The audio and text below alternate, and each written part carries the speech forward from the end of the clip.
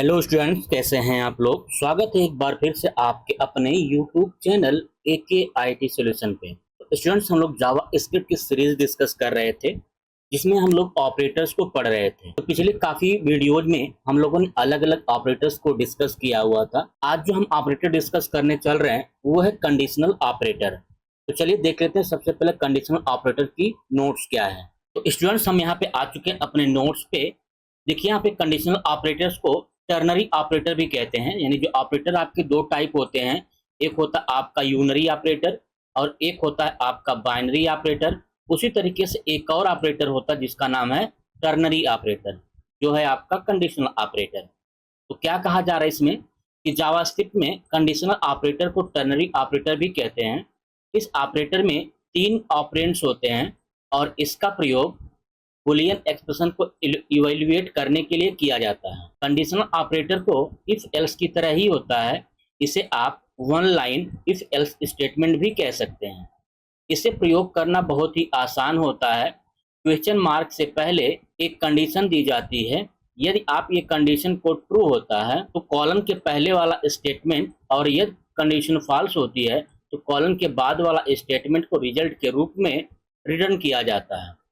तो यहाँ पे सिंटेक्स अगर आप देखेंगे तो सिंटेक्स में क्या कहा गया है, सबसे पहले कि आपका यहाँ पे एक कंडीशन आपको देनी है।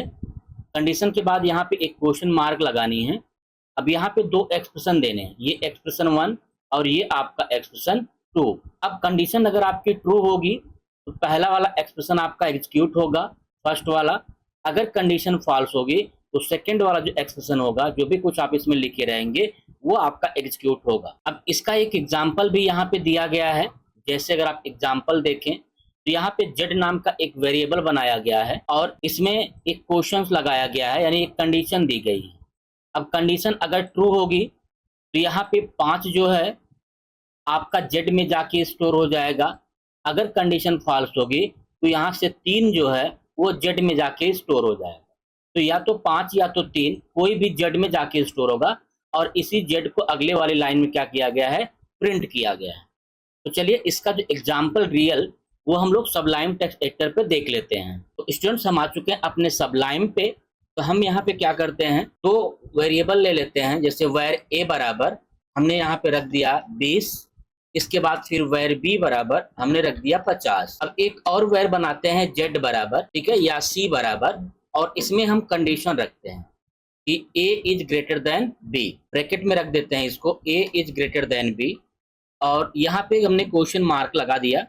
अब क्वेश्चन मार्क के बाद हमको 2 स्टेटमेंट लिखने हैं, एक्सप्रेशन 1 और एक्सप्रेशन 2। यानी अगर ट्रू होगा ये तो फिर c के अंदर क्या जाएगा, अगर फॉल्स होगा तब c के अंदर क्या जाएगा। हम चाहते हैं अगर कंडीशन ट्रू होगी तो c के अंदर 20 चली जाए, अगर कंडीशन फॉल्स होगी तो हमारा ये क्या चला जाए, 50 चला जाए, b के मान। तो अब यहाँ पे हम चाहते हैं सी को प्रिंट कराना, चेक करना कि ये कंडीशन है क्या, एक्चुअल में सही है या गलत है। तो यहाँ पे हमने सी का मान जो है प्रिंट करा दिया। सेव करके ब्राउजर पे रन कराते हैं इसको। तो स्टूडेंट्स, यहाँ पे अगर आप देखेंगे तो आपको 50 प्रिंट हो चुका है। 50 का मतलब आपका ये बी वाला मान प्रिंट हुआ है। इसका मतलब जो कंडीशन थी वो क्या थी, फॉल्स थी। तो एक बार फिर से हम यहाँ पे आ चुके हैं। तो जो भी आपको यहाँ पे प्रिंट कराना होगा उसको यहाँ पे आप एक लाइन में क्या करेंगे, लिखेंगे, और आपका ये जो है एक लाइन में प्रिंट करके आपको आउटपुट दे देगा कंडीशन ट्रू है या फॉल्स है। तो ये हो गया आपका कंडीशनल ऑपरेटर या टर्नरी ऑपरेटर इसको बोलते हैं। तो स्टूडेंट्स, बने रहिए चैनल के साथ, और नए हैं और चैनल को सब्सक्राइब भी नहीं किया आप तो चैनल को सब्सक्राइब करके बेल आइकन को भी प्रेस कर दीजिए। मिलते हैं हम लोग अगले वीडियो में, तब तक के लिए बाय बाय, टेक केयर।